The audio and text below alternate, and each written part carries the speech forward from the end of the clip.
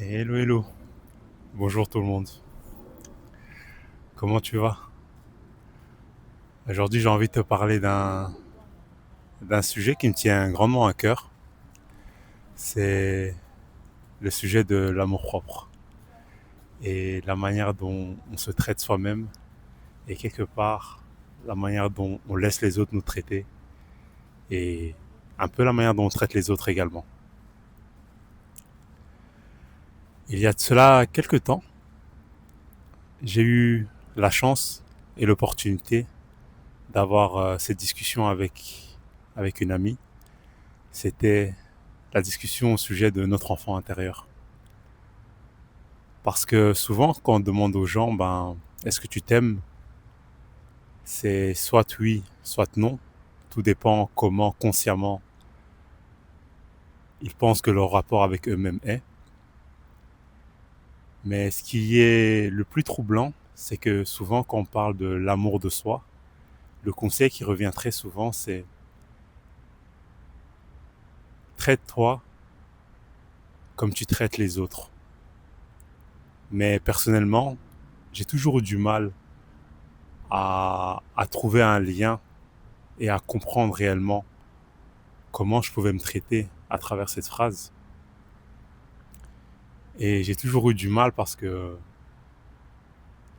il y a beaucoup de choses que je peux faire pour les gens, mais dès que c'est pour moi, ça devient très très compliqué. Et donc je discutais avec cet ami en question et je lui disais, parce qu'en fait nous parlions d'un sujet bien particulier, c'est parce que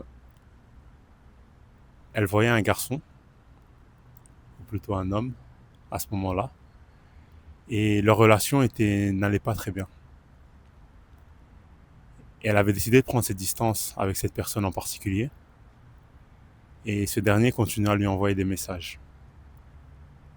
Et selon elle, elle avait coupé tout contact et elle avait été claire parce qu'elle était arrivée à la conclusion que la relation n'était pas bonne pour elle, ni pour l'autre personne. Et un jour, un matin, elle reçoit un message de cette personne et elle décide d'y répondre. Et on vient en discuter et je lui pose une question assez simple.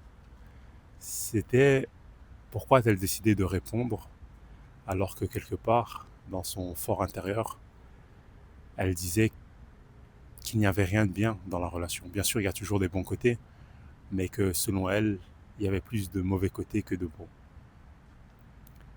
Elle a réfléchi, réfléchi, et quelques jours par après, elle m'a dit que dans le fond, elle avait répondu parce que elle désirait souffrir.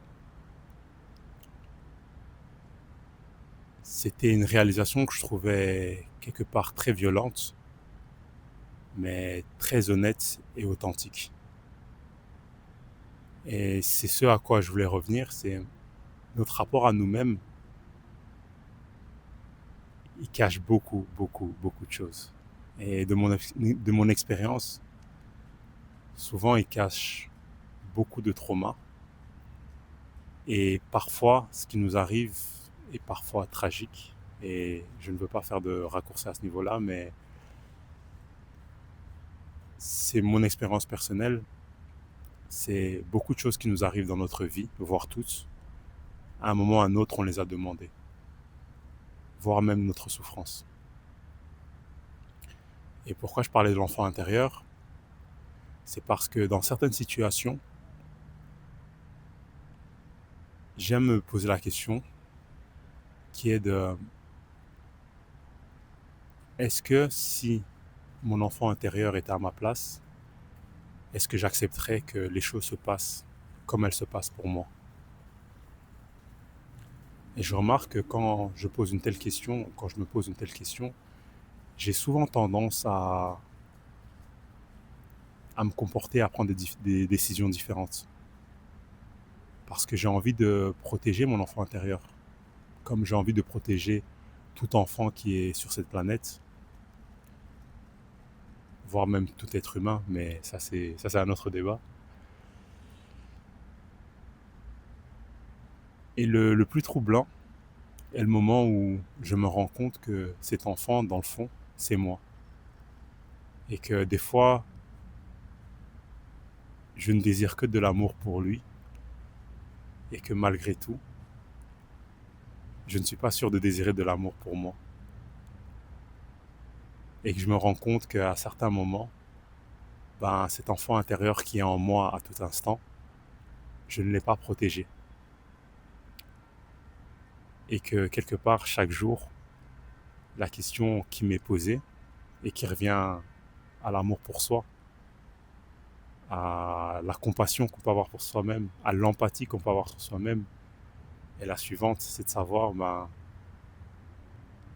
aujourd'hui, le Yves adulte, quel choix puis-je faire pour que, autant que ça soit l'enfant intérieur à l'intérieur de moi, ou ma propre personne comme je me la représente, nous puissions tous les deux être heureux pour les choix que je fais. Et donc aujourd'hui, je te pose la question, est-ce que tu traites ton enfant intérieur avec amour? Est-ce que tu traites ta propre personne avec amour? Si oui, bravo. Et si possible, partage-moi des trucs et astuces, parce que personnellement, je suis toujours sur ce chemin-là. Et je ne sais pas s'il y a une fin sur ce chemin, mais donc voilà, c'était la question du jour. Je te souhaite une très très très bonne journée, et une fois de plus, je te remercie infiniment d'avoir pris le temps de m'accorder ton temps et ton attention. Je t'embrasse et à demain.